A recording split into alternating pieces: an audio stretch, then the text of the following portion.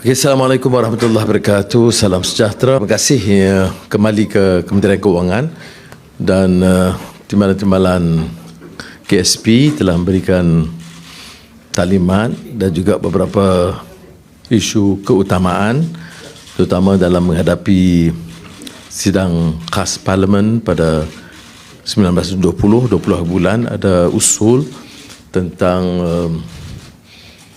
peruntukan gaji dan beberapa peruntukan kelulusan kewangan yang mendesak. Kalau tidak, nanti gaji tak boleh dibayar untuk bulan Januari. Jadi, tetapi belanjawan itu akan dibahaskan dalam sesi Parlimen tahun depan setelah Kebahdulian Yang Maha Mulia Yang di-Pertuan Agong merasmikan Parlimen baru.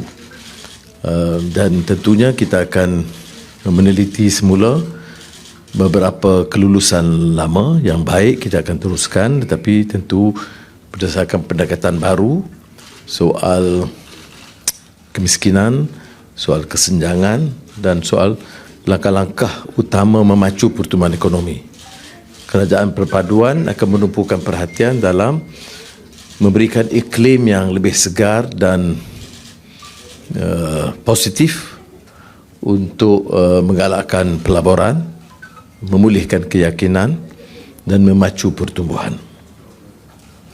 Saya juga tekankan bahawa beberapa kelulusan mutakhir termasuk kelulusan Tempatan Banjir yang peruntukannya sekitar 15 bilion ringgit dan 7 bilion ringgit telah diluluskan tanpa proses tender secara teratur. Kerana itu melalui rundingan terus, saya telah minta hal tersebut tidak diteruskan, diteliti semula supaya ada prinsip ketelusan dan juga mematuhi peraturan-peraturan yang telah ditetapkan. Jumlah ini bukan kecil atas alasan umpamanya membantu menyegerakan untuk langkah Tempatan Banjir, tetapi ada masalah bila peraturan tidak dipatuhi dan ada upaya umpamanya untuk mencari kesempatan, dan ini amat dikesalkan. Dan saya terima kasih kerana pegawai kanan kementerian bersama, kerana mereka juga tidak selari dengan masuk ini, tapi pada ketika itu hanya mengikut arahan.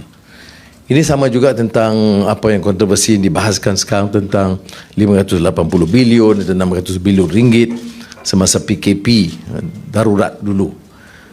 Di Parlimen saya telah sebut bahawa sebenarnya kenyataan itu sengaja mengelirukan, seolah-olah kerajaan ketika itu berikan wang begitu banyak kepada rakyat, 600 bilion ringgit. Bilangan sejumlah besar sebenarnya adalah wang KWSP, wang rakyat sendiri, ya. Itu saya dah ulas dua tahun yang lalu, ya, di Parlimen. Jadi seolah-olah satu usaha mengelirukan. Jadi yang bawah-bawah ni tu tengok begitu hebat kita belanja 600 bilion. Sekarang baru diakui sebenarnya bukan, ya. Kerana wang itu wang KWSP dan juga wang bank melalui peraturan keputusan moratorium, ya. Tetapi ada beberapa puluh bilion lain yang dibentukkan yang menunjukkan ada pelanggaran peraturan, ya.